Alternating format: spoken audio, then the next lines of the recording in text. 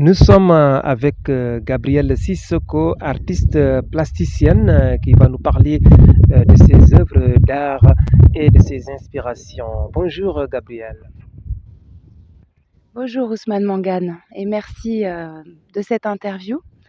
Donc effectivement, je suis artiste plasticienne installée en Casamance depuis 1 an et demi et c'est une région que j'adore, que j'avais découvert il y a déjà plus de 25 ans, que j'aime beaucoup et qui est une source d'inspiration pour mon art et aussi un lieu de vie, de paix et de respect avec la communauté là-bas.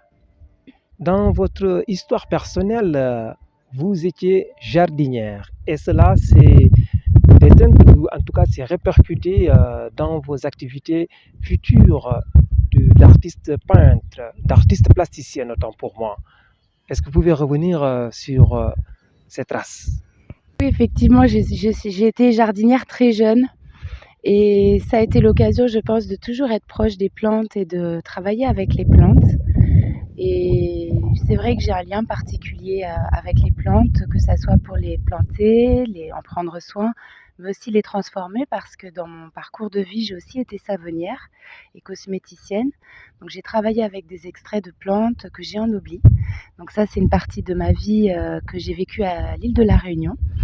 Et donc, j'ai créé là-bas la savonnerie Soliflore, où on a apporté déjà il y a plus de 15 ans la connaissance des produits naturels. Donc, j'ai beaucoup œuvré en fait à sensibiliser les femmes à utiliser des produits naturels, à accepter leur beauté, leur nature, notamment les femmes métisses ou africaines, et à ne pas abîmer leurs cheveux, leur peau.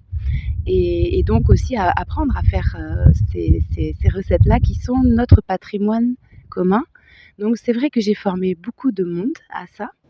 Et dans mon travail de peinture aussi, on retrouve les plantes et la nature, les éléments aussi qui sont très forts. Voilà ce que je peux dire des jardins et j'aime beaucoup les fleurs. Alors, revenant à la Casamance, c'est une région qui vous parle. Ces feuilles, ces tableaux d'art naturel, comme on dit, ce musée à ciel ouvert que vous regardez tous les jours, qui vous inspire? En fait, Monsieur Mangane, c'est très bien trouvé musée à ciel ouvert. Et d'ailleurs, c'est très important de parler de ça parce qu'aujourd'hui, l'art est cantonné dans des musées. Et ces musées, malheureusement, ne sont pas toujours accessibles. Alors, dans mon propos artistique et aussi dans mes actions sur le terrain, je tente de désenclaver l'art et de l'apporter partout où il est, en tout cas de le révéler parce que tout est art. Il y a l'art de vivre, il y a l'art de se comporter, l'art de faire les choses. La cuisine est un art pratiqué tous les jours, d'une grande beauté quand on sait regarder les cuisinières et puis les plats, les présentations, la manière de manger. En fait, malheureusement, l'art, à l'heure actuelle, c'est un peu enfermé. Et alors que l'art nous appartient à tous, c'est un bien commun, comme nos savoir-faire traditionnels, la savonnerie et bien d'autres choses, qu'il nous faut maintenant nous réapproprier. Et l'art n'est en aucun cas une question d'études ou de diplôme. Hein. L'art, c'est un bien précieux qu'il nous faut reconquérir et réinvestir nos vies avec de l'art de façon artistique, de façon poétique. C'est un enjeu très important. Alors, dans vos inspirations, la nature occupe une place importante. Vous l'avez expliqué tout à l'heure, vous adorez la nature, vous adorez certains espaces, eh bien, qui sont liés, très liés même à la nature. Donc, tout ce qui est naturel est Gabriel. Oui, c'est ça. Effectivement, j'ai une démarche globale de naturel, que ça soit dans mon comportement, dans ma manière de vivre. Je pense que dans le monde actuel, ça peut nous faire vraiment du bien de revenir à l'authenticité, à la sincérité, à des choses qui sont très simples, dont on a finalement très besoin, même si on est dans une société complexe, évoluée, et avec beaucoup de stress aussi pour les gens. Donc je pense que la nature en tant que telle est déjà un élément de ressourcement, donc j'essaye d'orienter les regards vers elle. Ensuite, qu'on peut travailler avec elle en la respectant, bien sûr, puisque nous sommes les gardiens de cette nature. Nous ne sommes pas les exploitants, nous sommes les gardiens. et donc de reconsidérer un petit peu ça, surtout pour les populations qui vivent en ville. Je crois qu'en Casamance, il n'y a pas besoin d'expliquer aux Casacais à quel point c'est important la nature. Ils le savent, ils le vivent. Et ils l'ont encore dans leur ADN, la plupart. Hein. Je parle vraiment de... J'habite à Cap Skirring, donc dans une zone quand même assez reculée, à Boucotte-Diamberin exactement. Et donc effectivement, on voit bien que le lien est fait. Mais la nature, le naturel, c'est un enjeu global. Je pense que c'est le futur, c'est la vraie modernité. C'est ça, elle est là, la vraie modernité. C'est de se rappeler de qui on est, d'où on vient et de ce qui est réellement bon pour nous. Et ça n'est en aucun cas des choses superficielles. Ce sont des choses essentielles, naturelles dont nous avons besoin. Gabriel, Gorée également, une autre partie du Sénégal qui vous inspire. Alors, le Sénégal, c'est le pays de ma grand-mère, Maïmouna Ndiaye, que je n'ai malheureusement pas connue. Donc le Sénégal, tout ce qui est Sénégal m'intéresse. J'aime la Casamance pour sa verdure et Gorée, c'est un endroit très particulier dans lequel je me sens bien. C'est un endroit qui est empreint de naturel, de spiritualité et de simplicité. Donc forcément, ça me plaît. Et j'ai un bel accueil ici et c'est un endroit où j'aime travailler, rencontrer, avoir des discussions.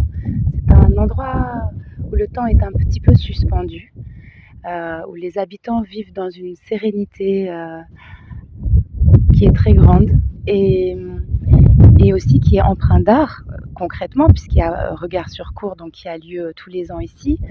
On voit des œuvres d'art ou des créations artistiques ou artisanales un peu partout dans cette île.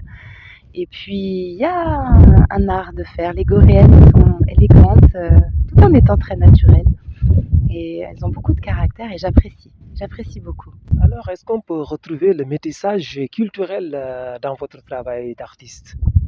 Oui, alors on fait le lien avec Gorée. Gorée rappelle vraiment les paysages sahéliens du Mali, pays où je suis née. Et voilà, le pays de mon sang. Et c'est peut-être aussi ça qui me plaît. Mais voyez ici autour de nous, déjà on a une palette de couleurs. À Gorée, la palette de couleurs, en tout cas quand on est en hauteur, elle est très douce. Le bleu, les beiges, les verts, toutes les couleurs sont adoucies, sont patinées. Donc ça déjà, en tant que tel, c'est une source d'inspiration. Comme toutes les îles, la lumière est fabuleuse. On retrouve ça à Angkor, à La Réunion, où j'ai habité aussi. Ce qu'on appelle la golden hour, c'est-à-dire vers 17-18 heures là, quand le soleil devient rosé et doré. C'est particulièrement visible ici. Tout devient magnifique et brillant. Tout ça m'inspire. Et puis, il y a une lenteur aussi qui m'inspire beaucoup. Prendre le temps de considérer les choses, de considérer l'autre, d'échanger. C'est vraiment crucial à l'heure actuelle. Donc Gorée est précieux pour ça. Gabriel est quelqu'une qui aime voyager. Alors, est-ce qu'à travers vos voyages, le voyage, on dit que c'est un grand livre du monde, vous avez beaucoup découvert à travers le voyage vous a également inspiré et votre travail certainement est aussi inspiré par ces différents voyages. Deux voyages dont on n'a pas eu l'occasion de parler jusqu'à présent, mais qui m'ont beaucoup touchée, qui sont en terre africaine aussi. Alors on dit l'Afrique, c'est vaste. Qu'est-ce que ça veut dire l'Afrique? Qu'est-ce que ça veut dire être africain? Bon, ça c'est une question qui reste ouverte. Mais en tout cas, je voudrais parler de Madagascar, surtout des hauts plateaux de Madagascar, qui est une zone pas très visitée par les touristes, mais on voit un métissage très surprenant de l'Asie et de l'Afrique. Et où il y a aussi cette douceur de vivre qui est vraiment à son sommet, que j'ai jamais vu à ce point-là. Grande douceur, une grande poésie chez les gens, et puis un artisanat qui est quand même exceptionnel là-bas. Donc ça, je voulais en parler de notamment la ville d'Antsirabe, Amboucht. C'est probablement les personnes qui nous écoutent ne connaissent pas ces endroits, mais vraiment j'invite à découvrir ce beau pays qui a beaucoup souffert aussi, mais qui a une grande dignité dans ce qu'il traverse. Et puis je voulais parler aussi de l'Afrique du Sud et particulièrement de Cape Town, et si on zoome encore très spécifiquement du Kirstenbosch Garden. Donc c'est un jardin botanique immense, c'est un parc sur des hectares, et donc j'ai eu un un choc là-bas, en fait, parce que bon, déjà la flore est très différente de ce qu'on peut voir partout ailleurs. C'est unique. Donc ça, déjà, amis botanistes, vous avez une adresse exceptionnelle si vous voulez découvrir des choses incroyables sur les plantes. Mais aussi l'idée qu'on vit entouré d'animaux. C'est-à-dire qu'il y a des zèbres, il y a des antilopes, partout où on va. Il y a, chez eux, les gens ont plein d'animaux, des paons, des cochons, des serpents domestiqués, ils vivent constamment avec les animaux et dès que tu sors, même dans la ville, et dès que tu fais de la route, tu croises des quantités d'animaux. Et moi, je me suis dit, mais on a perdu ça. Parce qu'on le sait bien, au Sénégal, il y avait beaucoup d'animaux aussi. Sans doute, c'était comme ça avant. On les a perdus. On les a perdus, on ne les a plus. Mais quelle perte immense, en fait. Parce que quand on peut les voir, les éléphants, j'ai vu des crânes de bébés éléphants à l'IFAN, au musée, pas au musée, à l'Institut fondamental d'Afrique noire de Dakar, qui dépend de l'université Cheikh Anta Diop. Mais ces animaux, on n'a plus que les crânes ici au Sénégal. Au Mali, c'est pareil, on a perdu les lions, on a perdu tout ça. Mais en fait, il y a une symbiose de vie qu'on a perdue. Il y a beaucoup de choses, on peut se rendre compte en voyageant. Tant qu'on est dans un même endroit, peut-être c'est pas si évident que ça de s'en rendre compte, mais c'est peut-être ça qu'on peut ramener des voyages. C'est de se dire, mais on a perdu des savoir-faire, on a perdu les animaux, on a perdu la conscience simple du bonheur d'être dans la nature, du bonheur des éléments, des plantes, de la beauté aussi des gens quand ils sont pas stressés. Tout ça, c'est ça le patrimoine mondial de l'UNESCO. Il est là. Et alors j'espère qu'on va s'appliquer maintenant à le retrouver. Vous portez votre robe noire pour plaider en faveur de l'environnement, certainement. Alors, on a pu un peu évoquer ça. Vous savez que ma vision de l'environnement, elle est orientée vers la responsabilité et la sensibilité, la poésie. Parce que je pense qu'à partir du moment où la connexion se refait entre nous et l'intérêt d'avoir une nature préservée, le problème, il est réglé. Parce que j'ai fait d'ailleurs sur ma chaîne YouTube une petite vidéo là-dessus avec des œuvres, enfin des photos. C'est un travail collectif, d'autres camarades artistes aussi. Et en fait, c'est parce qu'on a perdu aussi cette place de gardien. Si chacun s'occupe de son village, de sa petite terre, de son secteur, il n'y a plus de problèmes environnementaux. Plus rien ne peut arriver de mal. Mais ça, c'est une œuvre collective que pour l'instant, on déporte en fait sur une responsabilité politique ou économique qui ne sont pas niées, mais chacun doit faire sa part. Et je pense que c'est en parlant de la nature, de la beauté et de ce qu'elle peut nous apporter dans notre sensibilité, dans notre conscience, rapport au monde, c'est là que tout peut changer. C'est là que le grand virage peut s'opérer. Mais moi, je ne m'inquiète pas pour la nature. Je n'ai aucune peur par rapport à l'environnement. La nature est beaucoup plus forte que nous. Et ça, on a tendance à l'oublier. on pense que c'est nous les plus forts, mais il faut bien regarder, il faut bien écouter. La capacité d'adaptation, là aussi, ça pose problème quelque part. La capacité d'adaptation, alors j'ai eu la chance d'être éclaireur scout de France. Donc très jeune, j'ai appris à vivre dans la nature. Et j'ai appris aussi à identifier en botanique la nature, etc. Toutes ces connaissances, ces savoir-faire pour vivre dans la nature sans avoir peur, et bien en fait aussi ça c'est très important. Je me suis un peu égarée dans votre question, mais en fait cette question environnementale, ça devrait être pour nous une libération.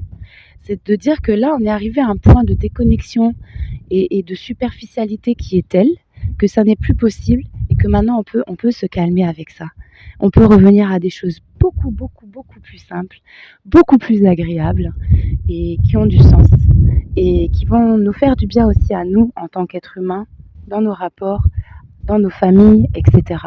Donc je m'adresse beaucoup aussi aux mères parce que c'est nous qui formons, c'est nous qui éduquons, c'est nous qui...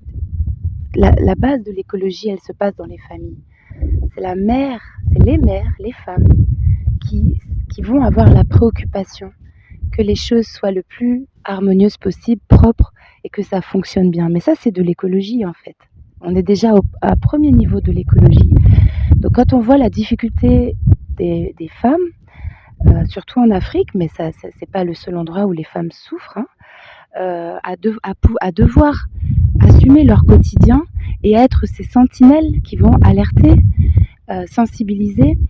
Moi, je pense qu'il faut vraiment soutenir les femmes, leur donner des bons moyens, reconnaître ce travail qu'elles font, qui est un réel travail politique au sens de la racine grecque. Politis, elles s'occupent de la cité, elles sont partie prenante de la cité, ce sont des piliers. Et malheureusement, on en parle bien peu en environnement, alors que ce sont des acteurs principaux, ce sont les acteurs primordiaux. Je pense que si on revalorise les femmes et les tâches ménagères, qui sont en fait très nobles, parce que ça apporte beaucoup de bienfaits, on aura fait un grand pas dans notre réhumanisation, renaturalisation de notre société. On va terminer par une note d'humanisme. Votre art est un art humaniste, on peut le considérer ainsi. Oui, il s'adresse aux gens, c'est un art tourné vers les gens. Et alors ici on est à Gorée, donc qui est un lieu spécifique par rapport à l'histoire, à la blessure, j'ai envie de dire, de l'esclavage qui nous a tous atteints, de près ou de loin. Et je veux le rapprocher avec une série de tableaux que donc j'ai nommé Ubuntu Ndam, ça veut dire les portes de la gloire, parce que je pense que face à ce passé sombre, que chacun est à même de reconnaître, bien sûr, mais face à ce passé très sombre, il nous faut nous rappeler de notre puissance, en fait, de notre gloire. Nous sommes des êtres glorieux, simplement souvent un peu écrasés par le poids des existences. Mais moi, quand je vois les personnes, et c'est peut-être là l'humanisme que j'essaye de retransmettre, je vois beaucoup de beauté, souvent, beaucoup de beauté et beaucoup de trésors cachés, qui ne demandent qu'à être soutenus, qui ne demandent qu'à être révélés. Et vraiment, je m'adresse à mes frères et à mes sœurs africaines. Je pense qu'il faut arrêter avec ce discours de se plaindre. On le sait ce qui s'est passé, tout le monde le sait. Mais maintenant, valorisons-nous, serrons-nous les coudes, rappelons-nous qui nous sommes, notre grande histoire. Voilà. Et ça, c'est la Bambara qui parle. C'est la Bambara, descendante de Fakoli. Voilà. Rappelons-nous qui nous sommes. Arrêtons de nous inquiéter. Arrêtons d'être en colère. Arrêtons de rejeter la faute sur les autres. Pour solder cette équation douloureuse, il faut être juste, remettre les choses à leur place, que chacun prenne ses responsabilités et que maintenant on accepte d'aller vers qui on est. La puissance, la bonté, parce que le peuple africain est un peuple de cœur, et la joie. Alors pourquoi se refuser ça? Merci beaucoup, Gabrielle Sissoko. C'est fini pour cet entretien. Je rappelle que vous êtes artiste plasticienne. Merci beaucoup, Monsieur Mangane, pour la qualité de vos interviews et je suis ravie d'avoir pu parler avec vous.